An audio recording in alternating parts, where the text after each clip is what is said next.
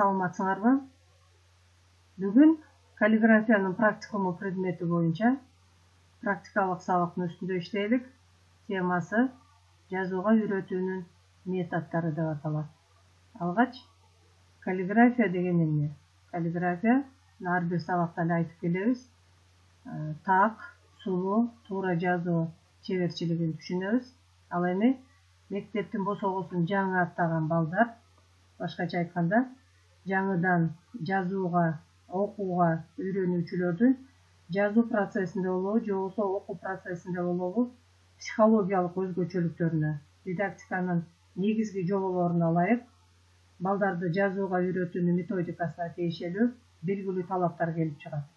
Мындай белгилүү талаптардын бири жазууга үйрөтүүнүн системалуулугу жана жөнөкөйдөн татаалга өтүүнүн ыраттуулугу болуп саналат. Таза жазуунун методикасы тарабынан көрсөтүлгөн жазууга үйрөтүүнүн бир нече методдору бар. Аларга токтолуп өтөлүк. Сызыктуу метод, генетикалык метод, тактикалык метод, копиясын түшүрүү методу.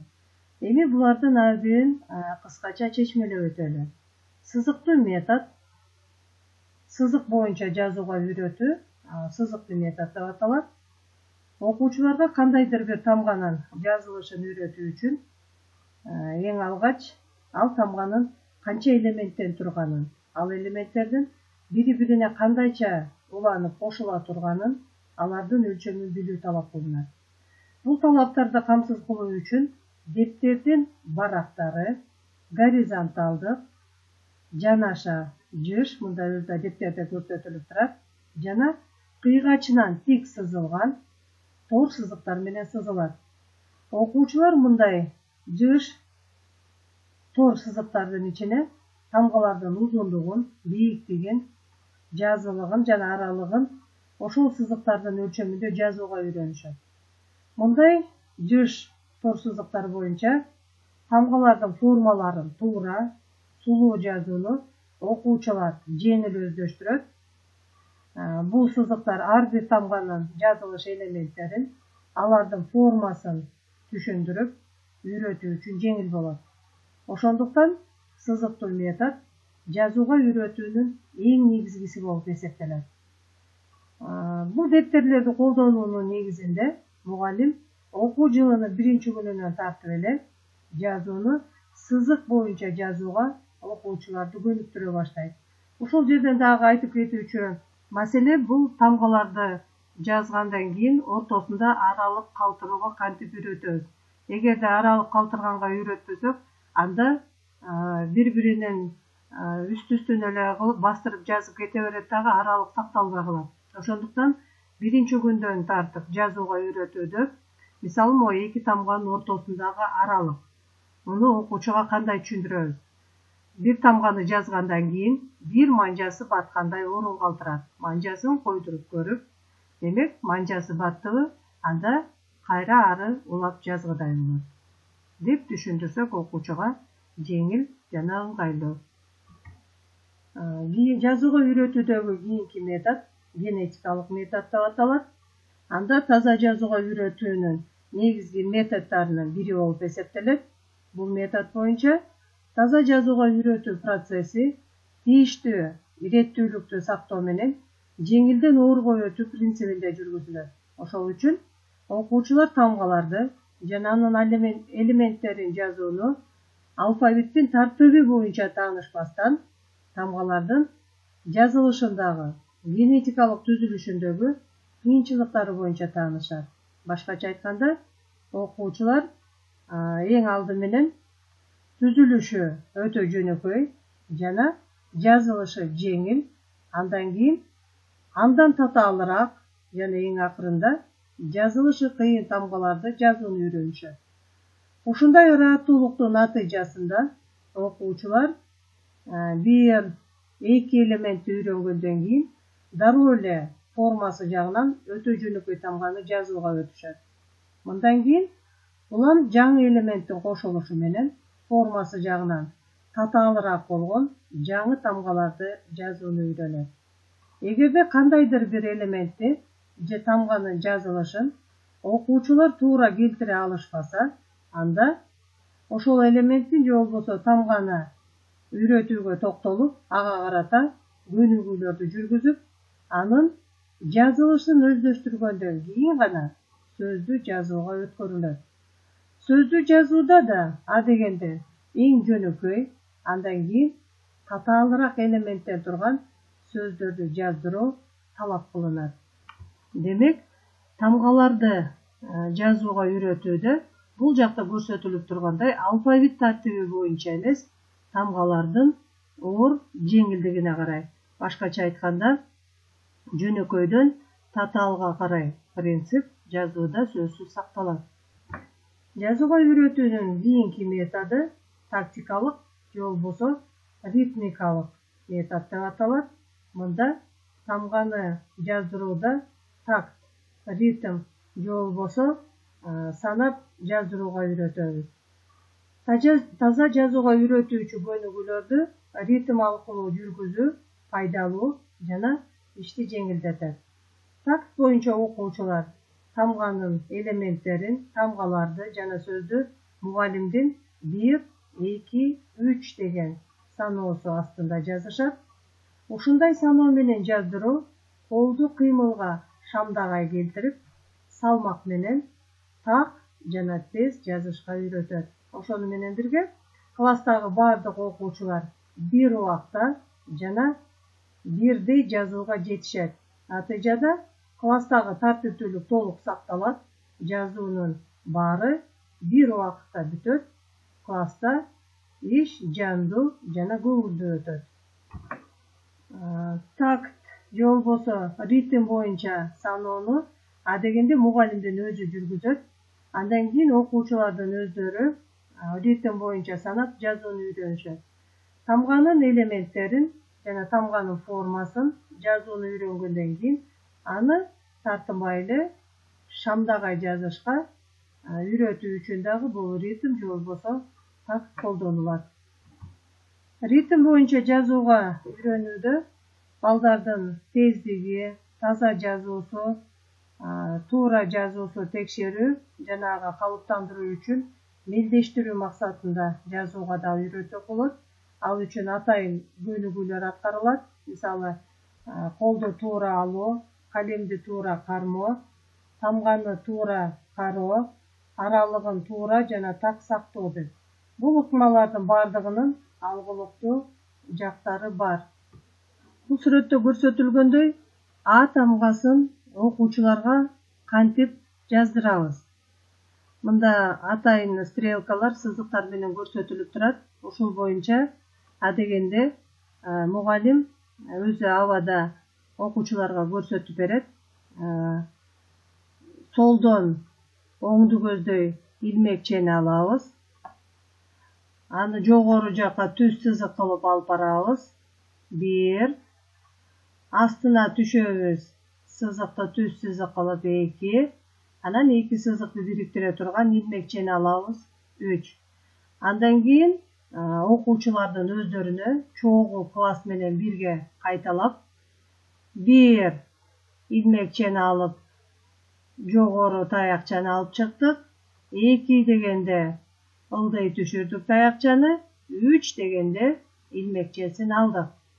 Эми бул ишти окуучуларга 2-3 жолу абада жаздырып, андан соң доскага мугалим ушундай эле саноо тартиби боюнча 1 деп алып А тамгасынын илмекчени алып жогору кеткен сызыгын көрсөтөт, 2 деп ылдый түшкөнүн көрсөтөт дагы, 3 деп илмекчени алганын көрсөтүп бергенден кийин окуучулар дептерлерине жаза баштайт. Жазууга үйрөтүүнүн кийинки методу копировкалар деп аталат. Бул метод Октябрь революциясына чейинки мектептерде колдонулуп келинген. Мугалим окуучулардын дептерлерине белгилүү тартипте тамганы жана сөздү чекиттер менен белгилеп жазып берчү. Окуучулар ошол жазуунун үстүнөн бастырып сыя менен жазышкан. Жазууну мындай кылып окутуу мугалимдин көп убактысын алган. Ошол себептүү кийинчерээк класста жаздыруу үчүн тамганын элементтерин, тамганы жана сөздөрдү билинер билинбес боек менен боеп атайын дептерлер чыгарылган. Окуучулар ошол жазуу боюнча жазышкан. Бул метод боюнча балдарды массалык түрдө жазууга үйрөтүүнү камсыз кыла албай турган практика катарында советтик мектепте мындайча айтканда четке каккан. Мында биринчиден даяр үлгү боюнча басып жазууну көнүп алышып, тамганы өзүнчө жазууну өтө жай өздөштүрүшкөн. Ал эми экинчиден окуучунун жазуусу бир ишенимсиз жазылып келген. Ошондуктан бул метод боюнча окуучулар туруктуу жазууга ээ боло алышкан эмес. Бул методду бүгүнкү күндө такыр колдонулбайт деп айта албайбыз, же болбосо колдонуудан чыгарып салышкан деп айтуудан алыспыз. Бул жерде кээ бир окуучулар кандайдыр бир тамганы же болбосо анын бири-бирине кошулушун туура келтирип жаза алышпайт. Ошол убакта мугалим окуучунун дептерине тамганы жана сөздү кызыл сыя менен жазып көрсөтүп берип атат. Окуучулар ошо жазылып берилгенди же болбосо басымды туура пайдаланып, жазуунун үстүнөн өздөрүнүн калем сабы менен бастырып жазып атышат. Бул болсо белгилүү бир өлчөмдө тамганын жазып жаткан учурунда колдун кыймылын туура жүргүзүүгө окуучуга жардам берет. Копировкалоо методу боюнча бул биринчи эле класста колдонулбастан, бүгүнкү күндө ошо биринчи класстан 4-үнчү класска чейин эле мугалимдер сөздүн ичинде болобу, же болбосо өзүнчө тамгаларды жаза албаган учурларда дагы атайын кызыл сыя менен көрсөтүп берет дагы. Аны окуучулар ошо мугалимдикиндей кылып жазганга аракеттенишип, машыгып отуруп, анан натыйжаны көргөзө алат. Эми бул жерден ушу досканын дагы пайдаланышы боюнча айта кетели дегенбиз.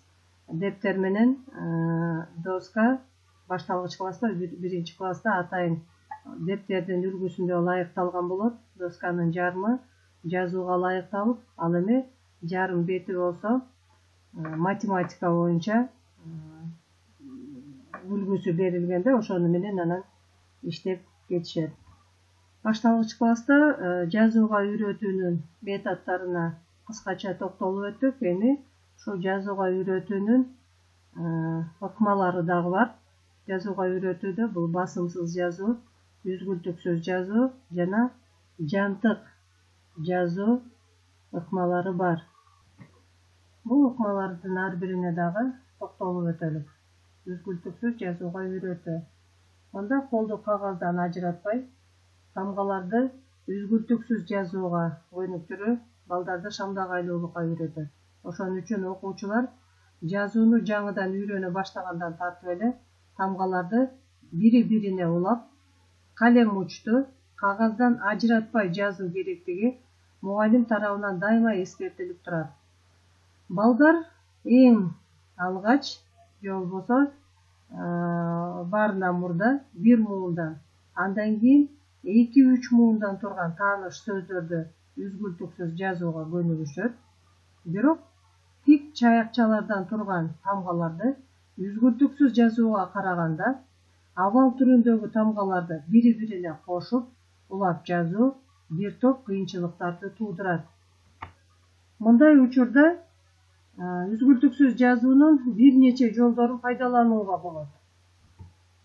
Колдун кыймылынын багыты боюнча мурда жазылган чийменин үстүнөн кайрадан бастырып жазуу аркылуу, башкача айтканда, солдон оңду көздү айландырып жазуу, абал түрүндөгү тамгалардын ичинен О, Ö, Ю тамгалары өзүнөн кийинки тамгалар менен төмөн жагынан үзгүлтүксүз жазылат. Ушундай эле үзгүлтүксүз жазуунун ығы О, Ö жана Юнун баш тамгаларын жазууда да пайдаланылат.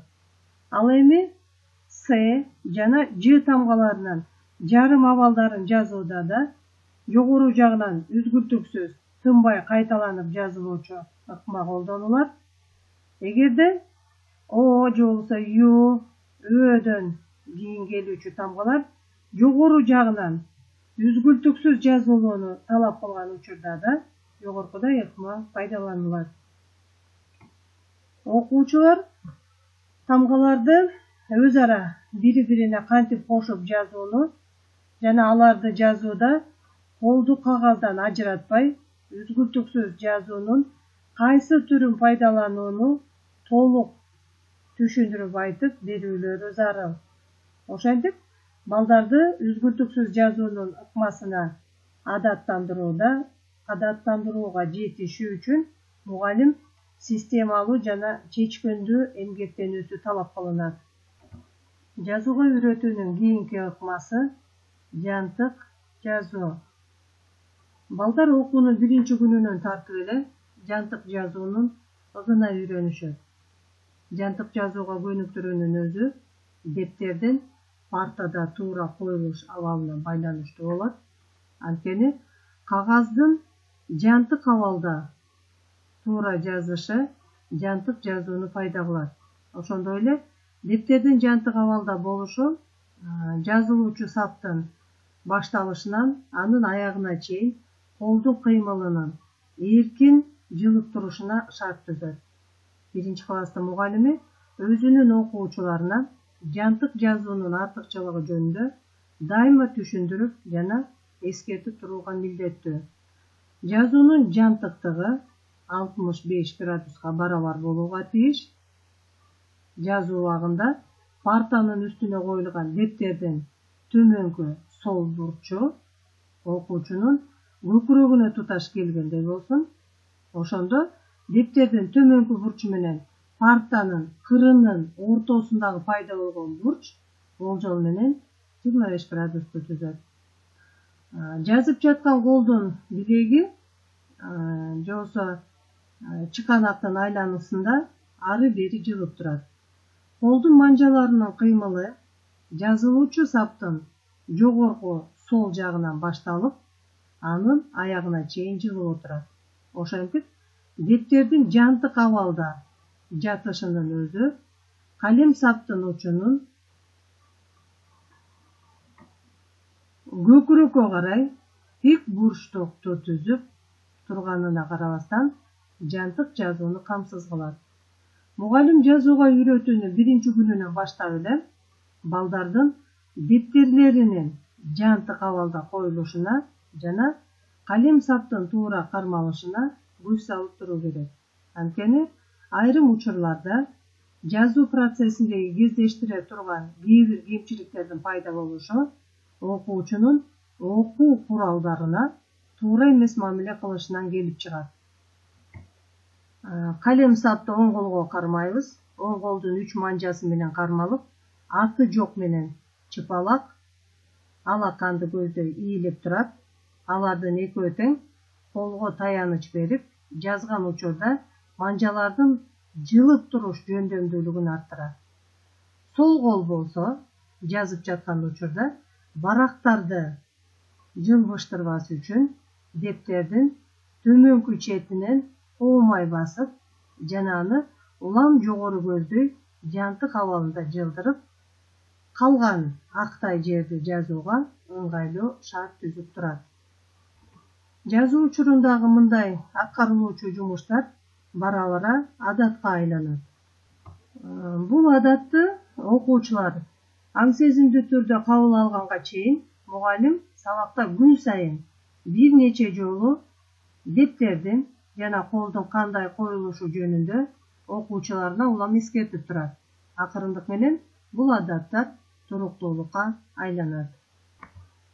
Качан гана балдар туура отурганды, дептерди туура койгонду жазышы өздөштүргөндөн кийин мугалимдин 1, 2, 3 деген такт боюнча саноосу аркылуу жазууга болот. Мугалим 1 дегенде балдар туура отуруп калышат, 2 дегенде дептерди туура коюшат, 3 дегенде калем сабын даярдашат. Ошентип 1, 2, 3 деген саноолор белгилүү бир кыймылдын так аткарылышы үчүн шарттуу белги болуп, мугалимдин толук түшүндүрүүсүн талап кылбайт. Окуучуларды жантык жазуунун ыгына көнүктүрүүдө тынымсыз жүргүзүлүүчү машыгуулар талап кылынат. Жантык жазуунун үлгүсүн мугалим доскада көрсөтөт. Бирок доска тик илинип тургандыктан дептердин жантык абалындагы нускасын түшүрө албайт. Ошондуктан мугалим доскага жазып жаткан учурда колдун кыймылынын кандай абалда экендигине балдардын көңүлүн бурбастан, жазуунун жантык абалда экендигин көрсөтүү менен чектелүүгө тийиш. Анткени доскадагы жазуу менен дептердеги жазуунун жыйынтыгы же болбосо таякчалардын жантыктыгы бирдей болуп чыгат. Окуучуларга жантык сызыкты түшүндүрүү үчүн мугалим эки таякчаны салыштырып көрсөтөт. Аны үчүн эң мурда жантык таякчаны, андан кийин анын жанына жантык эмес тик таякчаны жазып, балдардан кайсы таякчанын жантык экендиги жана кайсынысынын жантык эмес экендигин көрсөтүп берүүсүн талап кылат. Ошентип, таякчаларды салыштыруу аркылуу мугалим биздин жазуубуздун негизи жантык сызыктардан турарын окуучулардын аң сезимдүү түрдө кабыл алуусуна жеткире алат. Ал эми жантык жазуунун ыгына көнүктүрүүдө окуучулардан атайын бир милдеттерди аткарышы талап кылынат.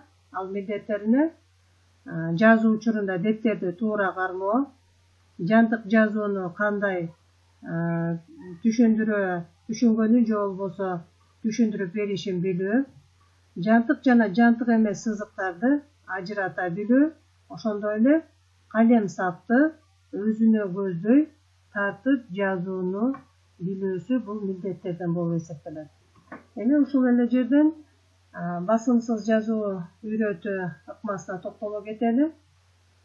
Калем сап менен жазууда басым түшүрүлбөй жазылат. Ошол үчүн жазуудан мурда калем сапты бекем басып жазбоо жана аны манжалар менен катуу кыспай эркин кармоо жөнүндө мугалим балдарга эскертип турат. Мугалимдин өзү доскага боор менен бирдей жоондукта басымсыз жазууну үйрөнүшү керек. Анткени окуучулар мугалимдин жазуусун үлгү катарында кабыл алышат. Кокус мугалимин туурап жазганга үйрөнүп алган окуучу болсо, аны кайрадан каллиграфиянын стили боюнча туура жазууга үйрөтүү көп түйшүктөрдү талап кылат. Ошондуктан окуучуларды туура жазууга үйрөтүү мугалимдин чымырканып иштөөсүнүн жана тамгаларды өзүнүн туура жазуусунун натыйжасында гана ишке ашмакчы. Психологдор белгилеген сыяктуу жоң кишилерге тамгалардын графикалык түзүлүшү, алардын бири-бирине кошулулап жазуунун ыкмалары мындай жат болуп автоматташып кеткендиктен, алар кандай калем сап болбосун, аны менен жазып жатканда жазуусу басымсыз жазылат. Анткени чоң кишинин калем сап кармаган оң колунун манжалары толкундуу кыймылдын эң жогорку машыгуусуна жеткен учур болот. Ал эми биринчи класстын окуучуларынын жазуулары да улам барган сайын машыгуунун эркин кыймылына ээ болгондо өзүнөн өзү басымсыз жазууга өтүп кетет. Ошондуктан окуучуларды басымсыз жазууга үйрөтүүнүн ийгилиги бул мугалимдин өзүнүн басымсыз жазып көрсөтүүсүнө жана балдардын жазуусундагы кемчиликтердин өз убагында тез жоюлушуна байланыштуу. Башкача айтканда, мугалим тамганын үлгүсүн гана жазып коюу менен чектелбестен, тигил же бул тамганы жазууда алдын ала түшүнүп берип, практикалык машыгууларды көбүрөөк өткөзүп иштесе, чоң натыйжаларга жетишкен болот. Ошентип биз жазууга үйрөтүүнүн ыкмаларына дагы токтолуп өттүк. Бул сүрөттө болсо, ошо жазуу убагында калем саптын оң ийинге туташ келгендей болуусу керектиги көрсөтүлүп атат. Мындан сырткары калем сапты кандай кармаш керек. Бул жерде көрсөтүлгөндөй 3 манжасы менен кармалып атат дагы. Анан калем сап ошол оң ийинге мындай туташ болгондой элести же болбосо сүлөкөттү түшүрүп турат. Жазууга байланыштуу кийинки маселебиз бул туура жазуунун эрежелери. Биринчилерден болуп эле бул жазуу учурунда балдарды туура отургузууга тийишпиз мугалим катары. Окуучунун эки буту тең полго же болбосо партанын бут койгучуна текше коюлган болот. Бул боюнча аз дагы сүрөттөрдү көргөзөбүз. Денени түз кармоо менен бирге көкүрөктү партанын кырына таябоо керек. Көкүрөк менен партанын кырынын ортосунда жана 25 градустук аралык болуш керек дедик. Же болбосо баланын өзүнүн алаканы баткыдай бош орундук болушу керек. Ал эми ушу жазуу учурунда башты өтө эңкейтип жазуу алыстан көрбөчүлүктү же болбосо близорукость деп коебуз. Ошону пайда кылат дагы жана туура эмес отуруу окуучунун омурткасынын кыйшайып кетишине себепчи болот. Бул сүрөттө дагы